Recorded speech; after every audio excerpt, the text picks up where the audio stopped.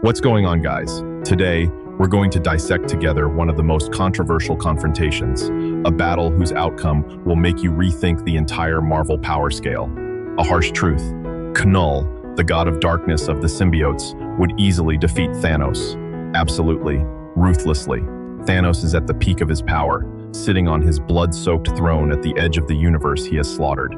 He is smiling, a satisfied smile of a victor, because everything has bowed before his will, until the darkness blanketing space begins to stir. He is no longer alone. From the void, something more ancient than life itself, blacker than the emptiness between stars, is taking form. Knull, the one who witnessed the birth of light, the one who killed a celestial simply for daring to break the eternal silence of darkness, is standing there. Not a single declaration of war, not a single threat, only all black, the necrosword screaming in his hand, and a terrifying truth slowly revealing itself.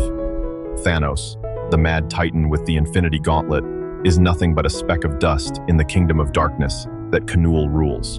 And in that moment, when the light in Thanos' eyes falters for the first time before something even more terrifying than death itself, we realize one thing: this is not a battle, this is an execution. Before diving deep into the course of the fight, we need to reset the context and truly understand the nature of these two destroyers. Because if you only look at the surface, you will think, but Thanos has the infinity gauntlet, right? He snaps his fingers and wipes out half the universe, so how could Knull win so easily? This is exactly the mental trap we need to break right now. The issue does not lie in how powerful Thanos is, but rather, we must redefine the very concept of the universe that Thanos is manipulating. We begin at the dawn of creation, before the Big Bang, before the 6 Infinity Stones, before even the concept of reality existed for those stones to govern. That is the era of Knull. Knull was not born. He is the embodiment of primordial void, existing in a space of absolute emptiness and silence. And then, the Celestials appeared, bringing with them the light of creation, which to Knull was simply a jarring noise, an insult to his kingdom of eternal darkness. In retaliation, Knull forged all black from his own darkness and decapitated a Celestial, using its corpse as a trophy. This is the origin point. Knull does not conquer the universe. He views the universe as a mistake that needs to be erased. He is the antithesis of creation itself. The voice of Knull himself echoes from Silver Surfer, black and king in black, a whisper so cold it chills to the bone. I do not hate you. Hate is an emotion, and emotions are for small creatures who crave life. I simply want to return the universe to its proper state: silence, darkness, and emptiness. That is not destruction, that is correction. This is Knull's psychological motivation. Thanos' motivation, no matter how deranged, still stems from a twisted love for the goddess of death, or a misguided belief that he is saving the universe from resource imbalance. But Knull's motivation, it is as emotionless and pure as darkness itself. He does not want to sit on the throne. He wants to smash it to pieces. And here is the twist we need to address right from the beginning to understand this terrifying power gap. The Infinity Stones, Thanos' pride and ultimate weapon, are in reality nothing more than limited toys. Each stone controls one aspect of the universe: time, space, mind, soul, power, and reality.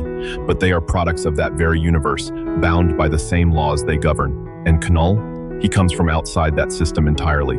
He is the darkness that existed before there was time for the Time Stone to manipulate, before there was space for the Space Stone to define. To Knull, the Infinity Gauntlet is not the ultimate weapon. It is merely a glittering trinket belonging to a child playing at being a god. A quick breakdown: why is Knull immune to the power of the Infinity Stones? Because the Infinity Stones require a reality to act upon, but Knull is the embodiment of the negation of that reality. How can you use the power of a dream to defeat the very one who has awakened? All right, now we will narrate the linear progression of this fateful battle, but woven into it is an extremely important flashback from Knull's past, explaining the origin of the power that Thanos must face. A universe on its deathbed. Thanos has collected all 6 Infinity Stones. He has crushed every fleet, wiped out every race that dared to resist.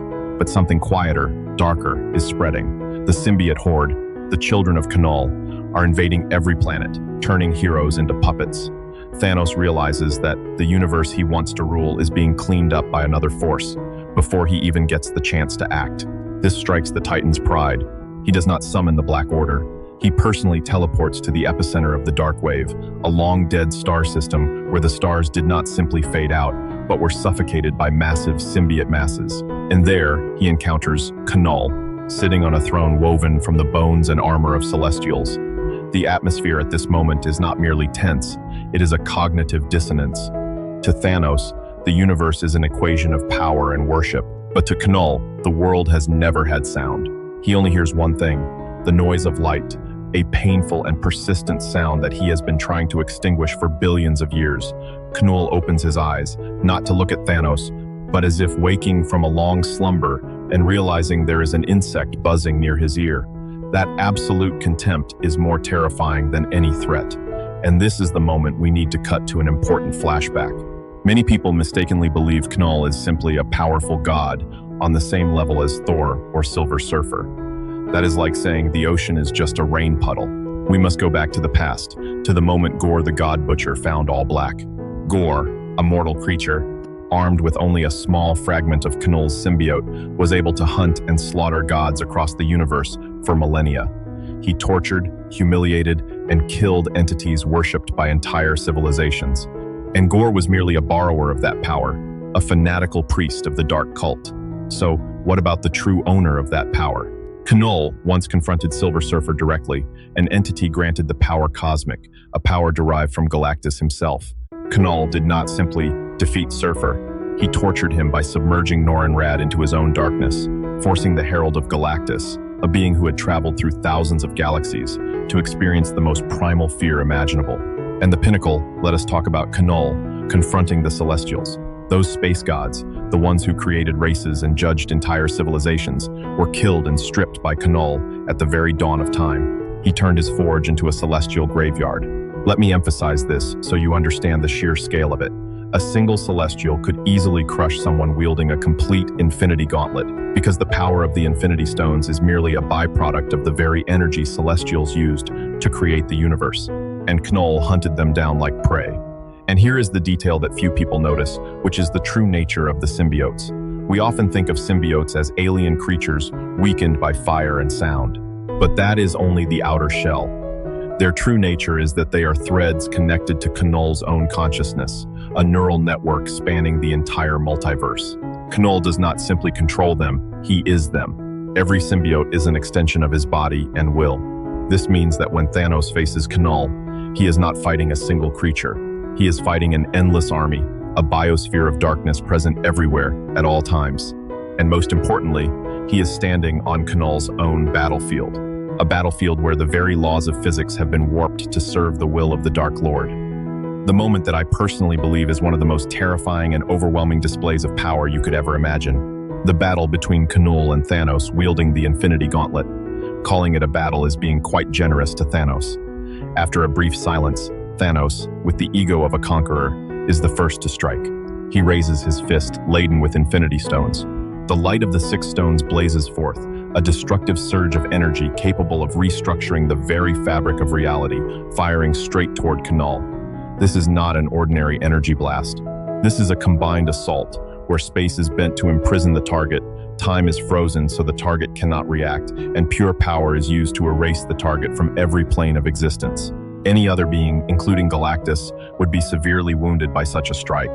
But what does Knull do? He does not even bother to rise from his throne. He simply tilts his head, like an adult curiously watching a child try to use a magnifying glass to burn them. And then, the unthinkable happens. The infinity energy surge, the power capable of altering history, crashes into Knull, but it does not explode, it is not reflected, it is simply swallowed whole.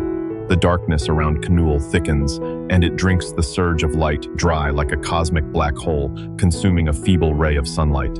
Knull is unaffected because, as already analyzed, he comes from a place where the very concepts the Infinity Stones govern never existed.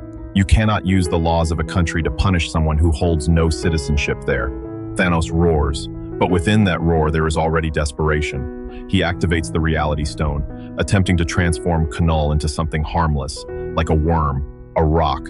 But the reality he tries to create simply slides off Knull, like water sliding off a lotus leaf. Knull rises slowly, and his darkness begins to spread, not like a liquid, but like a shift in the very nature of reality itself. He does not make darkness cover the light. He transforms the very definition of light in that place into the absence of darkness. An operation at the conceptual level, something even the reality stone cannot reach. The true climax arrives when Knull makes his move. He swings all black, not a slash that creates a physical wound, but a slash that severs the connection between Thanos and the Infinity Stones themselves. He does not attack Thanos' body, but attacks his will, the spiritual bond that Thanos uses to command the stones. All black, forged from primordial darkness to slay gods of light, effortlessly pierces through the defenses of the Mind Stone and the Soul Stone. Thanos feels the stones betraying him, growing heavy and useless. The Infinity Gauntlet, the ultimate weapon, is suddenly nothing more than a dead block of metal. The blood of Thanos, a near-immortal titan, falls for the first time at the hands of something that is not a cosmic concept. This is not a battle. This is a lesson in humility. This is the best moment, because we witness a shift in Thanos' very perception. The one who once looked directly into the eyes of creation itself, the one who once defeated eternity, now has nothing left in his eyes but pure confusion and terror.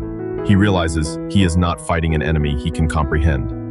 Knull does not want a throne, does not want to pass judgment, does not want any romantic obsession with the goddess of death. He only wants silence. And in that moment, Thanos, the one who has spread fear across the entire universe, is forced to experience the purest fear of all. The fear of becoming meaningless, of becoming an irritating noise that needs to be silenced. A surreal scene unfolds as Knull, with cold composure, transforms All Black into a spear and drives it straight through Thanos' chest, pinning the Mad Titan to his own celestial throne, not to kill him instantly, but to let him slowly feel Knull's darkness spreading through his veins, turning him into a potential symbiote puppet. And the outcome of this confrontation does not end with a cosmic explosion. It ends in the absolute humiliation of a tyrant. Thanos is defeated, not because he lacked power, but because the very existence of Knull negated the entire foundation of his strength. The consequence of this battle is not the destruction of Earth, but a terrifying milestone on the cosmic power scale.